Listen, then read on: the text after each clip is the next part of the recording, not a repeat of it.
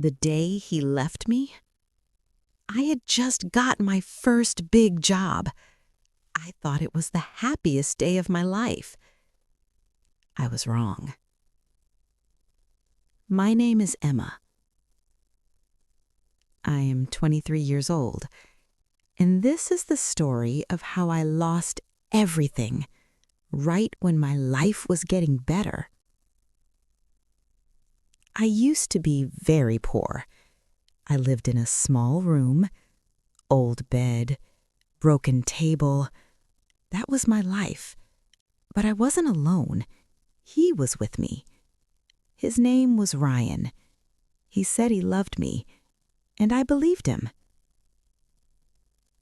We had nothing. Sometimes no money, sometimes no food, but he always said the same thing.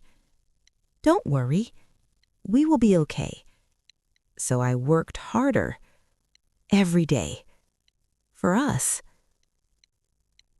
Then one day, everything changed. I got a job, a big one, good salary, a new life.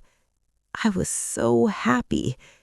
I ran home to tell him, but when I told him, he didn't smile. He just looked at me, cold, different. I think, he said, this won't work anymore. My heart stopped. What? I asked. He looked away. You're changing. I don't like it. And then he left, just like that. But that wasn't the real reason. I found the truth later. And when I did, it hurt even more. After he left, I sat there for a long time. Quiet. Empty. It didn't make sense. We were struggling together for years. And now, when things were getting better, he walked away. At first, I blamed myself. Maybe I changed. Maybe he was right. But then, small things started coming back to me. Things I didn't notice before. Like how he never liked when I talked about success, or how he got quiet whenever I said I wanted a better life, or the way he always said simple life is better. At the time, I thought he was just calm. Now, it felt different. Then, I remembered something strange. The night before I got the job, he was on a call, late at night. I asked him who it was. He said, just a friend. But his voice was serious, almost nervous. The next day, after he left, I checked his things. Not to spy, just to understand. That's when I found it. A small paper hidden in his bag. I opened it, and my hands froze. It wasn't just a note. It was an address and a name I didn't know. That was the moment I realized he didn't just leave me. He was hiding something, and I was about to find out what it was. I didn't wait. I took my bag and left the house. The paper was still in my hand. That address, that name, I needed answers. The place was far, not like our area. Big buildings, clean streets, expensive cars. I felt out of place, but I kept walking. Finally, I reached the address, a large apartment building, modern, beautiful, nothing like our small room. My heart started beating faster. Why would Ryan be here? I walked inside. The guard stopped me. Who are you here to see? I looked at the paper. Sophia, I said. He checked something, then nodded. Go ahead. That felt strange, like they were expecting me. I stood in front of the door. My hand was shaking. I knocked. Once. Twice. The door opened. A woman stood there. Beautiful. Well-dressed. She looked at me confused. Yes? She asked. I swallowed. I'm looking for Ryan. Her expression changed. Not surprised, not confused, something else. Then she said, "Oh, you must be Emma." My heart dropped. "How do you know my name?" I asked. She opened the door wider. "Come in," she said softly. "He told me about you." That's when I knew this was not just a breakup. This was something much worse. I stepped inside. The apartment was big, clean, expensive. Nothing like my life. I looked around, trying to understand. Why was Ryan here? "Sit," she said. I didn't. "Where is he?" I asked. She looked at me for a second. Then, "He's not here." My chest tightened. "Then why do you know me?" She took a deep breath, like she was deciding something. Then she said, "Because Ryan and I are getting married." Everything stopped. I couldn't speak, couldn't think. "That's not possible," I said. "He was with me for years." She nodded slowly. "I know." That made it worse.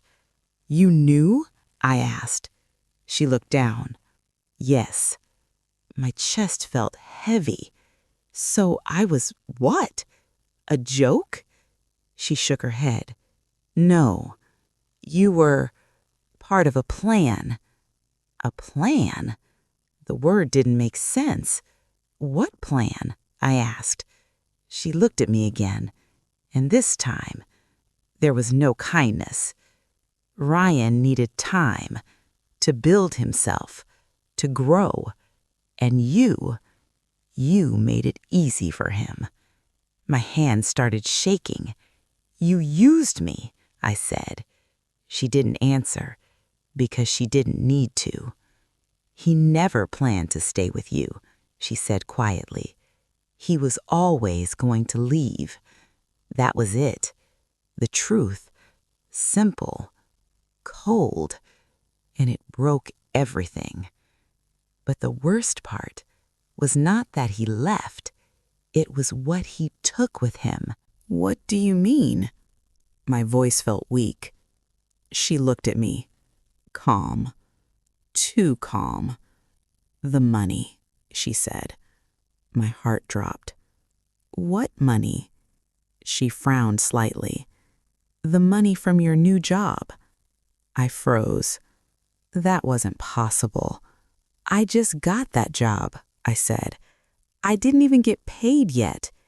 She looked at me like I didn't understand. "He had access," she said. "Your account." The room felt cold, because suddenly it made sense. The forms, the documents, the time he helped me set everything up. My hand started shaking. No. I took out my phone, opened my bank app, and then I saw it. 0. Everything was gone. For a moment, I couldn't breathe. Not because of the money, but because of the truth. He didn't love me. Not even a little. I was just easy. Easy to trust, easy to use, easy to leave. "When are you getting married?" I asked. She looked surprised. "Next week." I nodded slowly. Something inside me changed. Not broken, not weak. Something else. "Thank you," I said. She frowned. "For what?" I looked at her. "For telling me the truth." Because in that moment, I made a decision. I wasn't going to cry. I wasn't going to beg. I was going to do something else, something he would never expect. "What do you mean?" My voice felt weak. She looked at me, calm, too calm. "The money," she said. My heart dropped. "What money?" She frowned slightly. "The money from your new job." I froze. That wasn't possible. I just got that job, I said. I didn't even get paid yet.